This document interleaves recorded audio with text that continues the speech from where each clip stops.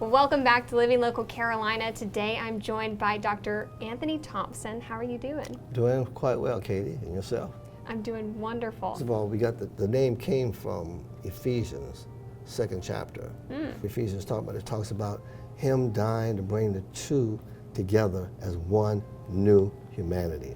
And we had an event. Our first event was November the 20th of 2022. The first night we had a revival. And the reason behind the revival is a good story behind that. It was a church on Aston Street. Right now it's St. John Reformed Episcopal Church. But in the 1800s, it was a Presbyterian church. But it was an integrated Presbyterian church.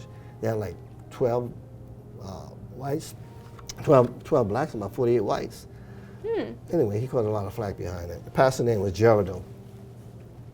And he wanted to do something similar to what we're talking about right now. He wanted to unite the city of Charleston. Yeah, so he had a revival, and a three-day revival. And on that third night, it describes him preaching like a shock of electricity with the Holy Spirit, of course. And when that Spirit hit him, it changed everything. Because the very next day, you hear what I'm saying? The very next day, every church in Charleston increased their membership. Every church increased their membership. Yeah, it's a written fact. That is crazy. It's a written fact, yeah. And then what happened was, it was like the Spirit hit and just kept on going.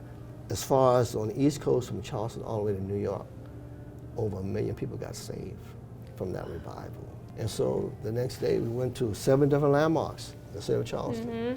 One of the landmarks was the Battery. White Point Gardens? White Point Garden. Because that's the place where a lot of brothers fought brothers. Well, like 600,000 soldiers died right there in that spot.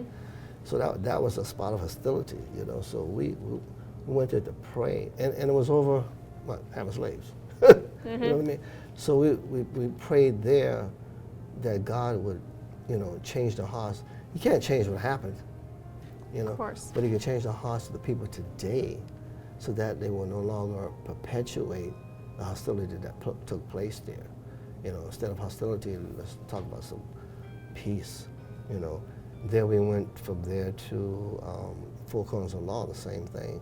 You're talking about Four Corners of Law where all these beautiful buildings were basically built, you understand, on the backs of slaves. Yeah. Free labor, which was an injustice. Then we went to the Exchange Building where,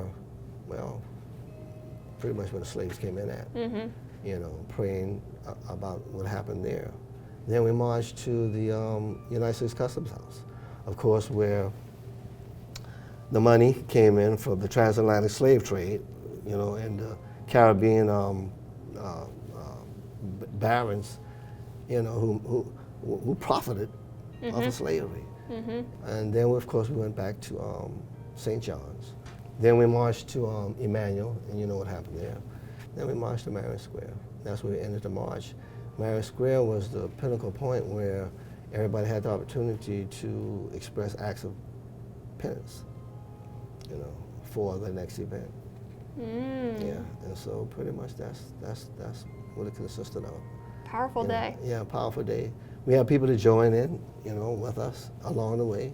Maybe didn't know that the event was happening. Have no idea. There you go. Then I had some friends of mine who actually like watching it on TV, and they came running out there. I mean, like joining in, yeah. I mean, that. Who I hadn't seen in years, and taking the flags and things off my heads. I'm trying to figure who are these people. And then I realized people I knew from previous years.